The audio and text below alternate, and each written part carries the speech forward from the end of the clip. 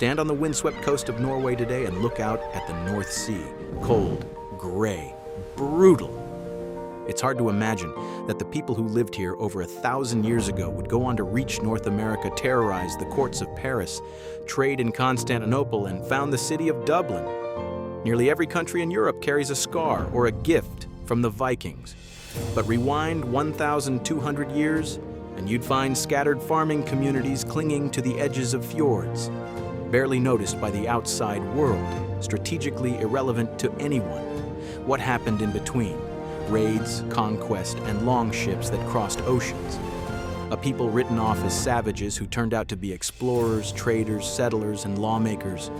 Through violence and voyaging, the Vikings built something that didn't look like an empire from the outside, but quietly reshaped the entire world. For centuries, we've had to imagine what the Viking Age actually looked like. Illuminated manuscripts drawn by terrified monks, sagas written down generations after the events they describe, stone carvings worn smooth by Atlantic winds. But now, using AI trained on historical imagery, we can take those original illustrations and artifacts and see them as they might have appeared in real life.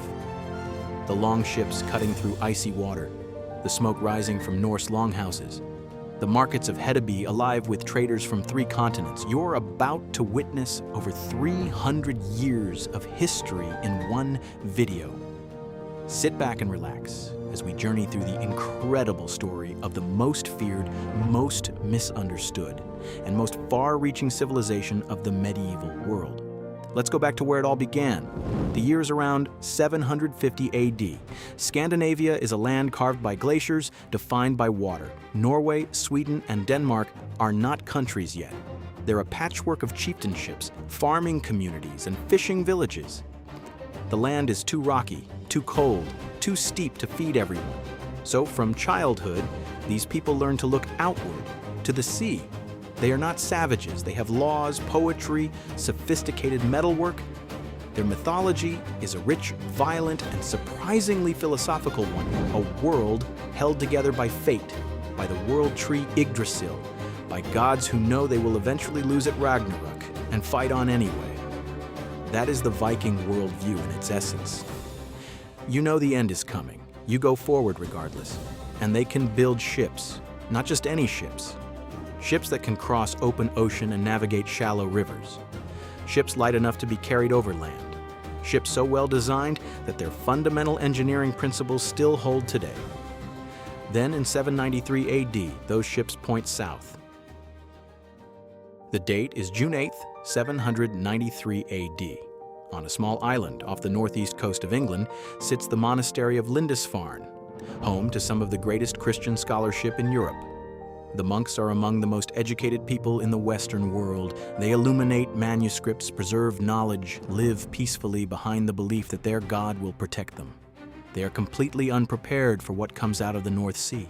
Norse raiders beach their longships on the island, storm the monastery, kill the monks, seize the gold and silver and slaves, and disappear back into the fog.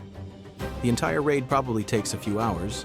Alcuin of York, the great scholar, writes in horror to the King of Northumbria. Never before has such terror appeared in Britain as we have now suffered from a pagan race. Nor was it thought that such an inroad from the sea could be made. The Viking Age has begun. For the next several decades, raids come like clockwork. The monasteries of Ireland and Britain are perfect targets. Wealthy, undefended, positioned right on the coast. Iona is raided in 795, then again in 802, then again in 806, that last attack killing 68 monks. The raids grow bolder, larger, deeper inland. But here is what the history books often miss. The Vikings raiding Britain in the 790s are not a unified force. There is no Viking king who gives the order, no grand strategy. These are individual chieftains, younger sons with no land to inherit, men hungry for silver and reputation. The longship is the key. It costs less to build than a farm. It carries a crew of 30, and it can reach the shores of England in 4 days from the Norwegian coast. For a young man with ambition and nothing to lose, that calculation is very simple. By the 860s, something changes. The raids stop being raids and start being something else entirely. In 865, a massive force lands in East Anglia. The Anglo-Saxons call it the Great Heathen Army. Modern historians think it was several thousand men, enormous by the standards of the time. And they haven't come to raid, they've come to conquer. The army is led, according to the sagas, by three brothers, Ivar the Boneless, Halfdan Ragnarsson, and Ubba. Whether the stories about their father, the legendary Ragnar Lothbrok, are true or embellished beyond recognition is debated to this day. What is not debated is what his sons do. In 866, they take York. In 869, they kill Edmund, king of East Anglia. In 871, they face a young king of Wessex who refuses to break. His name is Alfred. Alfred of Wessex nearly loses everything. In 878, the Great Heathen Army launches a surprise attack in January when no one expects warfare.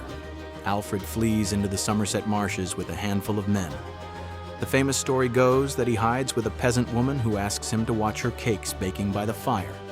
He lets them burn, lost in thought, and she scolds him furiously, not knowing she's speaking to the king.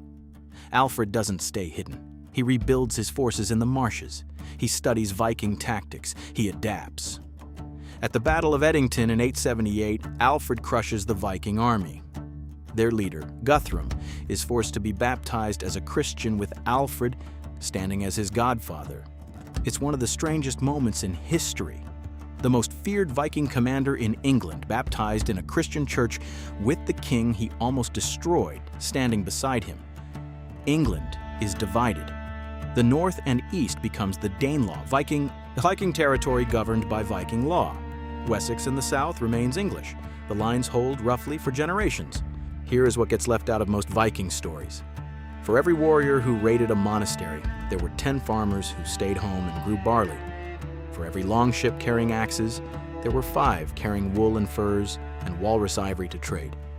The Vikings were, at their core, traders. Their trade routes stretched from the Arctic ice fields to the markets of Baghdad. Norse merchants traveled the rivers of Russia, carrying slaves and furs south to Constantinople and the Arab world, returning with silver dirhams that have been found in hoards buried in Sweden, 1,000 miles away. They founded Dublin in 841. They built the city that would become Kyiv. They established Novgorod. They settled Iceland in the 870s, a land no one had permanently inhabited before, bringing their cattle and their legal traditions to the edge of the habitable world. Iceland becomes something remarkable, a society with no king, governed instead by a parliament, the Althing, established in 930 AD. Chieftains gather every year in the open air to resolve disputes, pass laws, hear cases. It is one of the oldest parliaments in human history, still functioning in Iceland today. And then, from Iceland, they push even further. Eric the Red is exiled from Iceland around 982 for manslaughter. He sails west into complete uncertainty and finds a large, mostly ice-covered island. He names it Greenland, which is either an act of optimism or the most successful real estate marketing campaign in history. Settlers follow, and from Greenland, around 1000 AD, his son Leif Erikson sails west again. He finds land, forest, wild grapes, rivers full of salmon. He calls it Vinland. Archaeological excavations at L'Anse aux Meadows in Newfoundland, Canada, have confirmed it. 5 centuries before Columbus, Norse settlers stood on the North American shore. They don't stay. The indigenous peoples resist. The colony is too remote, too expensive to supply. But they were there. While Norse settlers push west toward America, another branch of the Viking world transforms Europe in a different way. In 911, a Viking chieftain named Rollo cuts a deal with the King of France. He will stop raiding the Seine Valley. In exchange, he and his men get land.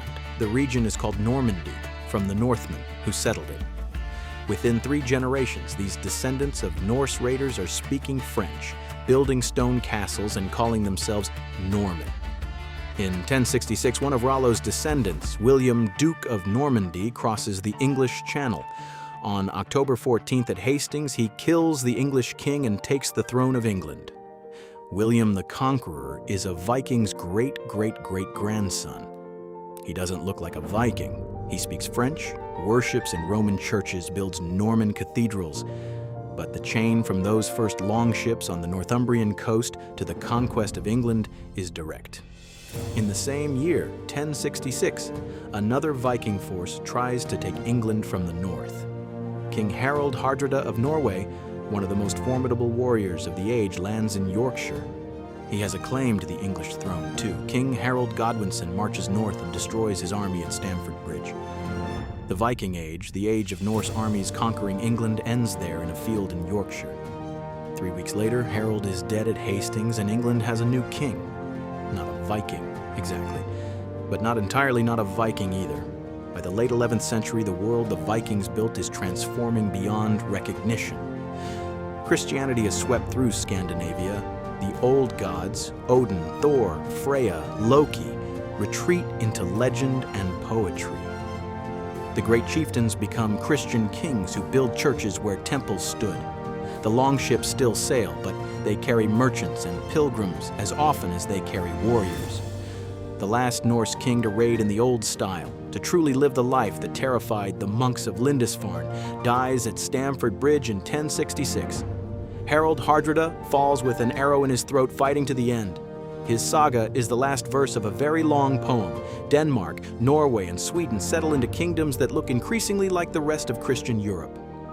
The thing that made the Vikings, the restless hunger, the willingness to sail into the unknown, the refusal to accept any boundary as final, gets channeled into the Crusades, into exploration, into the slow machinery of medieval states. But the world they left behind is everywhere. Stand in any English town and you are surrounded by Viking words: sky, window, knife, husband, anger, dirt, egg, they, them, there. The Norse gave English its third-person pronouns. The days Thursday and Friday are named for Thor and Frigg. The names of places across Britain and Ireland are Viking. Any town ending in B, Thorpe, Thwaite, or Wick was named by a Norse settler: Whitby, Grimsby, Scunthorpe. There are over 1,500 such place names in England alone. In Russia and Ukraine, the very word for the state, Rus, probably comes from the Norse word for the men who rode, the Varangians who founded Kyiv.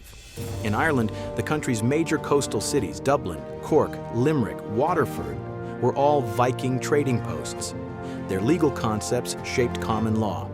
Trial by jury has Norse roots. The word law itself comes from Old Norse. The Norse assembly where freemen voted on decisions, echoes in parliaments across the world. And then there is the mythology, the stories of Odin hanging on the world tree to gain wisdom, of Thor protecting humanity against chaos, of Loki trickster, brilliant and destructive. These stories survived because they spoke to something true about human experience. They found their way into literature, into Tolkien, into modern cinema, into the names of the planets in our solar system. Not bad for farmers from the Norwegian coast who looked out at the North Sea one day and decided to see what was on the other side. The Viking Age lasted roughly 300 years, from that first raid on Lindisfarne in 793 to the Battle of Stamford Bridge in 1066. 3 centuries that reshaped the map of Europe, established trade routes from Greenland to Baghdad, founded nations, and planted a people's DNA and language and law across a third of the world. They were not what popular imagination makes them. They did not wear horned helmets, a myth with almost no historical basis. They were not simply raiders and destroyers. Many of the cities they founded are still cities. Many of the laws they wrote are still echoed in legal systems today. They were a people who looked at the horizon and refused to accept it as a limit. That is what made the Vikings, not the axes, the audacity. Thanks for watching. Creating videos like this takes an enormous amount of research and time, piecing together centuries of history, archaeology, and saga literature into one story. If you enjoyed this journey through the Norse world, from Norwegian fjords to the shores of North America, I'd really appreciate it if you'd hit the like button and subscribe for more deep dives into history. And let me know in the comments what civilization you'd like to see next. History lives in every grain of the hourglass. We'll see you in the next era.